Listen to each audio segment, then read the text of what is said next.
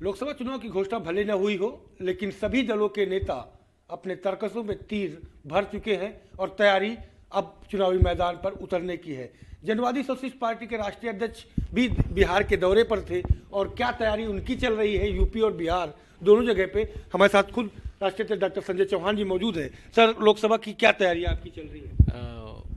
2024 के लोकसभा के चुनाव यूपी में हम अखिलेश जी के साथ मिलकर लड़ेंगे और बिहार में हमने सभी लोकसभा की सीटों पर चुनाव लड़ाने की तैयारी बिल्कुल मुकम्मल बना रखी है। और फिर 26 जनवरी से लेकर के 3 फरवरी तक हमारा बिहार में कार्यक्रम है। इस दौरान 40 लोकसभा सीटों पर हमारा कैंडिडेट सेटअप पूरी कंप्लीट हो जाएगी। बिहार में आपकी यूनिट किस तरीके से काम कर रही है, वहाँ जनाधार किस तरीके से बढ़ाया जा रहा है? देखिए, बिहार में अति पिछड़ा वर्ग और पिछड़ा वर्ग 2 कैटेगरी है, यूपी में नहीं है। एनेक्सर 1 एनेक्सर 2 नहीं है, सारा पिछड़ा एक है। बिहार में पिछड़ा अलग है, अति पिछड़ा अलग है।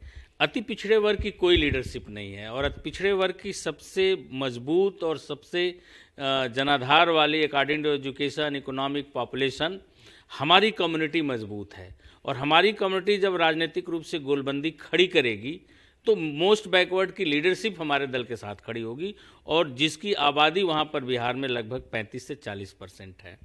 तो हम मोस्ट बैकवर्ड क्लास की लीडरशिप को एक मजबूत राजनीतिक विकल्प देने के लिए बिहार में काम कर रहे हैं और इसी के सापेक्ष हम लोग वहाँ पर काम कर रहे हैं।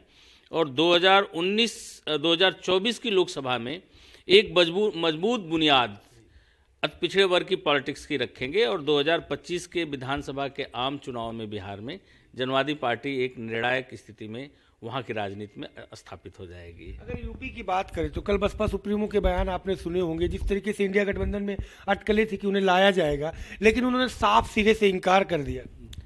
देखिए, मायावती जी की कई मजबूरियां हैं। धन का इतना बड़ा उन्होंने स्ट्रक्चर खड़ा कर लिया है और उनके भाई से लेकर के तमाम सारे लोगों ने उनकी सरकार में इतना धन कमाया है कि बीजेपी की ईडी और इनकम टैक्स और तमाम सारी चीज़ों का भय है जो बीजेपी के खिलाफ खड़ा होने में उनके लिए दिक्कत कर रहा है और वो बीजेपी को मौका देना चाहती हैं 2024 में सरकार बनाने के लिए। और उन्होंने 2022 में भी बीजेपी की रणनीति पर काम करके उन्होंने चुनाव तो स्वयं लड़ा लेकिन मौका दिया उन्होंने बीजेपी को और बीजेपी की सरकार बनी, नहीं तो समाजवादी पार्टी की सरकार आने से कोई रोक नहीं सकता था। अब वर्तमान राजनीतिक परिदृश्य में मेरा अगर आप नज़रिया जानना चाहेंगे तो मैं तो चाहता हूं कि अखिलेश यादव जी कांग्रेस से भी गठबंधन न करें, क्योंकि कांग्रेस की अंधभक्ति समाजवादी पार्टी को 2027 के चुनाव को बर्बाद कर देगी।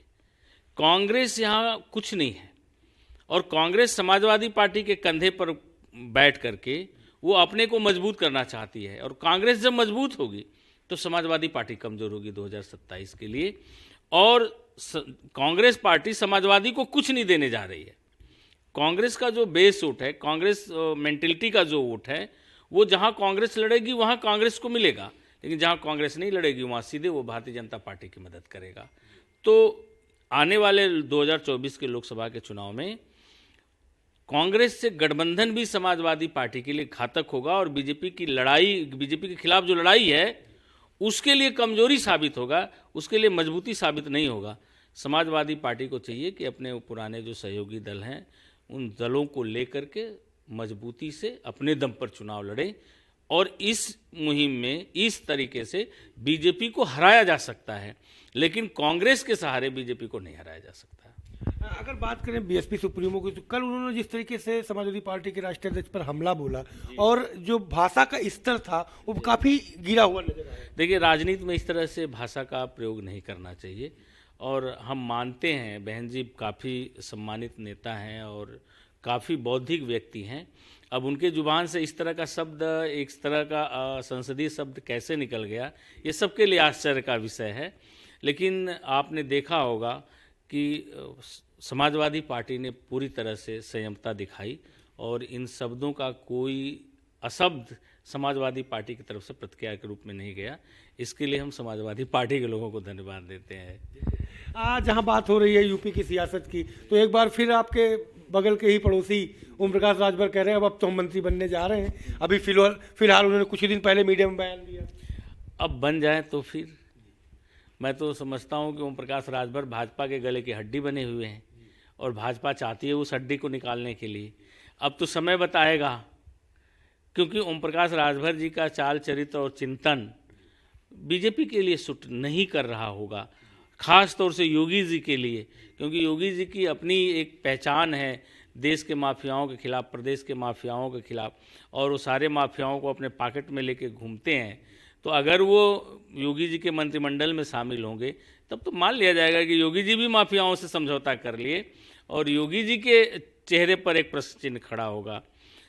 तो मुझे नहीं लगता है कि ओम प्रकाश राजभर इन विचारों से बीजेपी में सरवाइव कर पाएंगे, बीजेपी के साथ कुछ कदम चल पाएंगे। राम मंदिर की धूम तो आप सुन ही रहे होंगे, कहीं ना कहीं बीजेपी इसे भुनाने का प्रयास कर रही है लोकसभा में, चूंकि तमाम दर्शनार्थियों को लेकर के पहुंचने का लक्ष्य भी उन्होंने रखा है। देखिए, भारतीय जनता पार्टी के अलावा इसके अलावा और कोई दूसरा मुद्दा भी तो नहीं है। और यह भी सच है कि जब सत्ता और सरकार दोनों धर्म के प्रति प्रचार में लग जाए और धार्मिक उन्मादता को ज़्यादा बढ़ाए, तो समझ लीजिए कि उसके पीछे उस देश की जनता के खिलाफ वो सरकार कोई बड़ी साजिश कर रही है। इसको देश की आवाम को देखना पड़ेगा। भारतीय जनता पार्टी और मोदी जी की कोई गारंटी नहीं है, जिसको मोदी गारंटी जी बोलते हैं, मोदी जी की गारंटी कौन सी गारंटी है? न तो रोज़गार के मामले में उनकी गारंटी कोई है, न शिक्षा के प्रति उनकी कोई गारंटी है कि शिक्षा सस्ती हो गई, न किसानों के मामले में कोई गारंटी उनकी सही साबित हुई। कोई काम के दम पर तो वो नहीं जनता के बीच जा सकते हैं। हाँ, राम चूंकि सबके लिए आस्था का विषय है, तो उनके नाम पर वो जनता के बीच जा रहे हैं और उन्हीं के नाम पर वोट बटोरने और वोट 2024 में लेने का प्रयास कर रहे हैं। लेकिन एक चीज़ है कि जनता भगवान राम को सब लोग आदर्श मानते हैं और सबके लिए भगवान राम का जीवन अनुकरणीय है, लेकिन लोग रोजी रोटी के बारे में भी बात कर रहे हैं। और भाजपा का ये फंडा भी 2024 में कहीं न कहीं फेल होगा। अगर समाजवादी पार्टी कांग्रेस को छोड़ करके अकेले दम पर अपने सहयोगियों के साथ मिल करके चुनाव लड़ेगी तो भाजपा के खिलाफ बेहतर लड़ेगी, कांग्रेस के साथ रहेगी तो निश्चित रूप से भाजपा की साजिश का शिकार हो जाएगी। शुक्रिया हमसे बात करने के लिए। तो आपने सुना जनवादी सोशलिस्ट पार्टी के राष्ट्रीय अध्यक्ष डॉक्टर संजय चौहान जी को, जिनका साफ तौर पे कहना है कि इंडिया गठबंधन के तहत नहीं, यूपी की सियासत में अगर रहना है तो समाजवादी पार्टी को, कांग्रेस को छोड़ करके अपने सहयोगी जो पुराने हैं उनके साथ मजबूती से चुनाव लड़े तो बीजेपी को पटका जा सकता है। कैमरा पर्सन शुभम के साथ संजय प्रताप सिंह, भारत समाचार, लखनऊ।